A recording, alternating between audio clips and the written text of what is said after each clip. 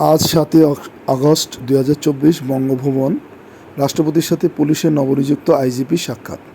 Chain of কমান্ডের বজায় রেখে পুলিশের প্রতিটি সদস্য যাতে উন্নত মনোবল ও সাহসিকতার সাথে দায়িত্ব পালন করতে পারে, সেই লক্ষ্যে প্রয়োজনীয় পদক্ষেপ নেয়ার নির্দেশ দিয়েছে রাষ্ট্রপতি মোহাম্মদ শাহাবুদ্দিন।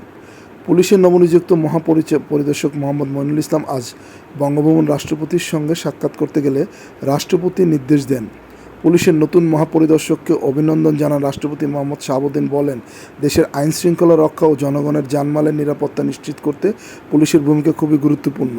তিনি বলেন, বিরাজমান পরিস্থিতি দেশের আইনশৃঙ্খলা স্বাভাবিক করার সবচেয়ে গুরুত্বপূর্ণ এবং পুলিশকে এই কাজটি করতে হবে। যে কোনো অরাজক পরিস্থিতি লুটতরাজ বন্ধে পুলিশের কঠোর পদক্ষেপ নেওয়ার নির্দেশ দেন রাষ্ট্রপতি Mohammad Shahabuddin.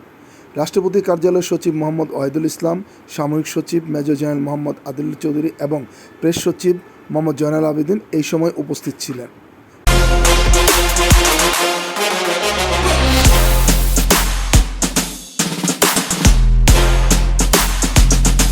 M H Rasel, alpha ভিডি, M2M।